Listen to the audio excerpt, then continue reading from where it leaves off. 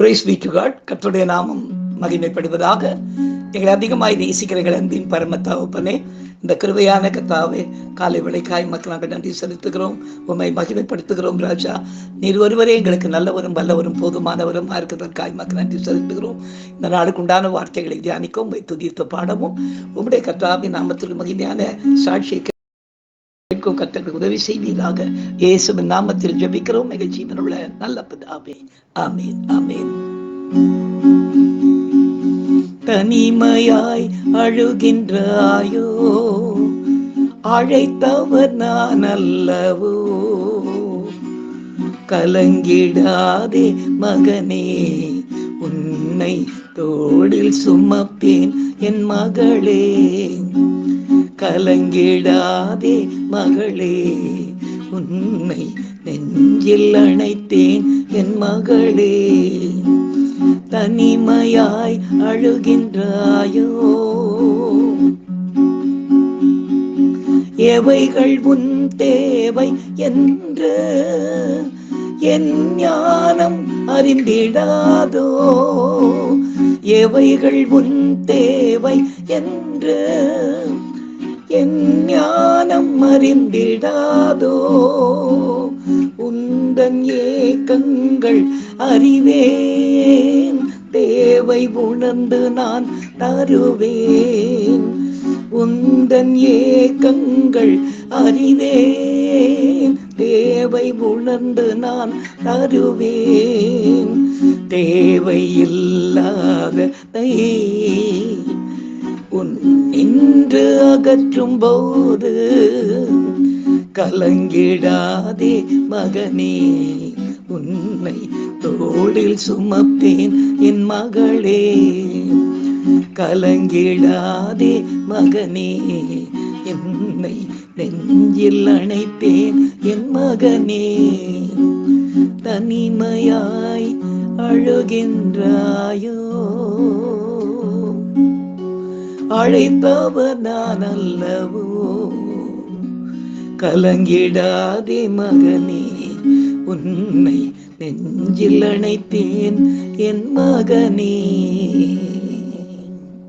எனக்கு அருமையானவர்களே, இந்த நாளிலே நாம் தியானிக்கும்படியாக கர்த்தர் நமக்கு கொடுக்கிற வார்த்தைக்கு நேராக நாம் கடந்து போகும் பிரியமானவர்களே, மத்தேயு எழுதிய சுவிசேஷம் 6ஆம் அதிகாரம் 8ஆம் வசனத்தை நாம் வாசிக்க கேட்போம்.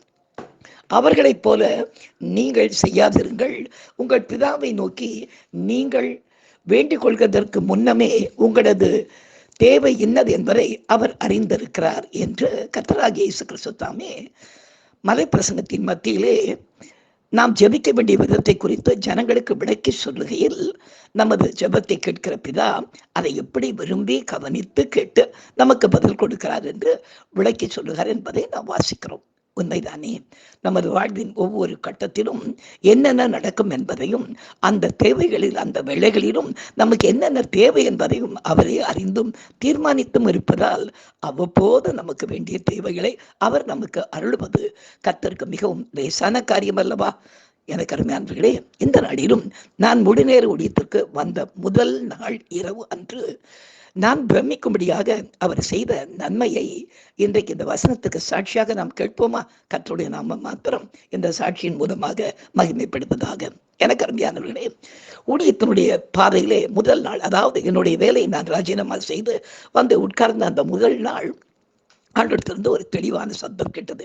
ஏன்னா நான் கொஞ்சம் குழம்பி உட்கார்ந்து கொண்டிருக்கேன், என்ன செய்வதென்று தெரியாமல் என்னோட தனிப்பட்ட ஜபரையில் உட்கார்ந்து கொண்டிருந்த போது எனக்கு ஒரு தெளிவான ஒரு சத்தம் ஆண்டவர் எனக்கு பேசினார். என்னவென்றால், ஐஸ்வர்யம் என்ற ஒரு புத்தகத்தை எழுத வேண்டும், இப்போ உட்கார்ந்து நீ எழுத ஆரம்பி என்று சொன்னார் ஆண்டவர். எனக்கு என்ன செய்வது தெரியல. இது முதல் காரியம். எனக்கு இதற்கு முன்பாக புத்தகம் எழுதி பழக்கமும் கிடையாது. எனக்கு சாதாரணமாக காலேஜ் படிக்கும்போது, ஸ்கூல் படிக்கும்போது படிப்பு உண்டான காரியங்கள் எழுதி தான் பழக்கமே தவிர தனிப்பட்ட புத்தகம் எழுதி எனக்கு பழக்கம் இல்லை. ஆனால் கர்த்தர் புத்தகம் எழுது அப்படின்னு சொன்ன அதனுடைய தலைப்பு ஐஸ்வர்யம் அப்படின்ற காரியத்தை கர்த்தர் சொன்னார். நான் சரின்னு சொல்லிட்டு ஆண்டோடைய சமூகத்தை ஒழுங்காது பண்ணிட்டு உடனே ஜெபித்து விட்டு என் அறையை நான் தாழிட்டு கொண்டு அந்த இடத்துல ஒரு ஒரு 10-15 பேப்பர் என்ன எழுதுன்னு தெரியல. ஒரு பேப்பருங்க நிறைய எடுத்து வச்சுக்கிட்டு எழுத நான் ஆரம்பிச்சேன். எழுத மேல ஐஸ்வர்யம் அப்படின்னு தலைப்பு போட்டு உட்கார்ந்து தேவ சமூகத்தை காத்து கொண்டிருக்கேன். என்ன சொல்ல போறாரு, என்ன முன்னுரை, உள்ள எழுத போகிற காரணம் என்னென்று நினைத்து கொண்டிருந்த வேளையில டக்குனு கரண்ட் கட் ஆயிடுச்சு. சாயந்தரம் அது ஒரு 6 மணி. என்ன பண்ணுறது எனக்கு தெரியல. கரண்ட் கட் ஆன உடனே எங்கள் ஏரியாவிலலாம் கொஞ்சம் ரிமோட் ஏரியா, கரண்ட் போச்சுன்னா சீக்கிரமாக வராது. ஐயோ ஆண்டவர், இப்போ தானே நீங்கள் எனக்கு புக் எழுத சொன்னீங்க, இப்போ இப்படி போயிடுச்சே, என்னோட பேசினது நீங்கள் தான் எனக்கு தெரியும், ஆனால் என்னன்னு எனக்கு தெரியும் அப்படின்னு நான் உட்கார்ந்து கொண்டிருந்த அந்த வேளையிலே திடீரென்று அப்போது என்னோடு கூட உதவி செய்து கொண்டிருந்த ஒரு தம்பி, அவர் ஒரு 6-6:30 மணி போல தன் கையில் ஒரு பெட்ரோமேக்ஸ் லைட்டை எடுத்துக்கிட்டு வந்து நேராக கொண்டு வந்து ரூமில் கொண்டு வந்து வச்சார். நான் சொன்னேன், என்ன தம்பி பெட்ரோமேக்ஸ் லைட்டை கொண்டு வந்திருக்கீங்க அப்படின்னு. என்ன பிரதர் இங்கே கரண்ட் கட்டா அப்படின்னாரு. எங்கள் ஏரியாவில் இல்லை அப்படின்னு. ஆமாப்பா கரண்ட் கட்டி, நீ எதுக்கு இதை தூக்கிட்டு வந்த அப்படின்னு. தெரியல, எனக்கும் என்னன்னு தெரியல, இந்த பெட்ரோமேக்ஸ் லைட்டை கொண்டு போய் உங்கள் அண்ணன்கிட்ட கொடு அப்படின்னு சொன்னதுனால நான் எடுத்துக்கிட்டு வந்தேன். அந்த பெட்ரோமேக்ஸை கொடுத்து அதை அவங்களுடைய டேபிள் மேலே அதை வைத்தார். கர்த்தருடைய நாமம் ஒன்றே மகிமைப்படுவதாக. எனக்கு இதை பார்க்கும்போது ரொம்ப ஆச்சரியமாக இருந்தது. எங்கள் ஏரியாவில் கரண்ட் கட்டு, அந்த தம்பி ஏரியாவில் கரண்ட் இருக்குது, எப்படி கொண்டு வந்து கொடுத்தார். இப்போ இன்றைக்கு நம்ம வாசிக்கிறோம் பாருங்க, நாம் தேவனுடைய சமூகத்திலே விண்ணப்பிப்பதற்கு முன்பாகவே நம்முடைய தேவை என்ன என்பதை அவர் அறிந்திருக்கிறார் என்பதற்கு அடையாளமாக அந்த நாளில் அந்த விளக்கு எனக்கு கொடுக்கப்பட்ட உடனே உட்கார்ந்து அப்படியே எழுத ஆரம்பித்தேன். கர்த்தருடைய நாமம் மாத்திரம் மகிமைப்படுவதாக. இதற்கு முன்பாக எந்த விதமான புத்தகம் எழுதி பழக்கம் இல்லாத நான் பரிசுத்த ஆவியானவராவது அந்த இரவு முழுவதுமாய் நிரப்பப்பட்டு அன்றைக்கு முந்தின இரவு மாலை 6 மணிக்கு ஆரம்பித்த அந்த ஐஸ்வர்யம் என்ற புத்தகத்தை அன்றைக்கு மறுநாள் காலை 6 மணிக்குள்ளாக, அந்த 12 மணி நேரத்திற்குள்ளாக 70 பக்கங்கள் நிரம்பின அந்த புத்தகத்தை உடனடியாக எழுதி முடிக்க கர்த்தர் எனக்கு உதவி செய்தார். கர்த்தருடைய நாமம் மகிமைப்படுவதாக. இதுவே எனக்கு ரொம்ப சந்தோஷமாயிடுச்சு. ஆண்டவரே, இப்படி இவ்வளோ பெரிய ஒரு புத்தகத்தை ஒரு 12 மணி நேரத்திற்குள்ளாக அது தொடர்ந்தேச்சியாக இரவு முழுவதும் கண்விழித்து எழுத எனக்கு உதவி செஞ்சேன் என்று நன்றி சொல்லி கொண்டிருக்கையிலே ஒரு வாரம் கழித்து அந்த புக்கை கொண்டு போய் நானும் கொடுத்து அது பிரிண்ட்டுக்கு கொடுத்துட்டோம். அதற்குண்டான தேவைகளை கர்த்தர் சந்தித்து புக்கு வெளிவருகிறதுக்கு முன்பாகவே இன்னொரு காரியத்தை கர்த்தர் செய்தார். அது என்ன செய்தார் என்று பார்க்கும் பொழுது, எனக்கு தெரிஞ்ச ஒரு சகோதரர், எங்கூரில் இருக்கிற ஆனந்த் என்ற ஒரு சகோதரர் இங்கிருந்து இலங்கைக்கு நிறைய பொருட்களை ஒரு பார்சல் பண்ணி கொண்டிருந்தார். அப்படி இருந்த வழியில் அந்த சகோதரர் வந்து என்னை பார்த்து, என்ன பிரதர் நீங்கள் சாட்சி சொல்லும்போது நம்ம ஃப்ரெண்டு பால் அப்ரஹாமுக்கு நீங்கள் வந்து உங்களோட புக் எழுதின சாட்சி சொன்னது அவர் எனக்கும் சொன்னார், நான் கேள்விப்பட்டேன், அந்த புக்கில் ஒரு காப்பி கொடுங்களேன் அப்படின்னு சொன்னார். அடுத்த வாரம் வர சொல்லி அவருக்கு அந்த காப்பியை கொடுத்தார். அவர் வாசித்து முடிச்ச உடனே, பிரதர் ரொம்ப நல்லா இருக்கு பிரதர், இந்த உலகத்தினுடைய ஐஸ்வர்யம் எல்லாம் மாயான ஐஸ்வர்யம், கர்த்தர் கொடுக்கிற அந்த ரட்சிப்பின் ஐஸ்வர்யம் என்னென்பதை ரொம்ப தெளிவாக கொடுத்துருக்கீங்க. எனக்கு இலங்கையில் ஒரு புக் ஷாப் தெரியும், அந்த புக் ஷாப்புக்கு நான் இந்த புத்தகங்களை அனுப்புகிறேன்னு சொல்லி நான் முதலாக எழுதின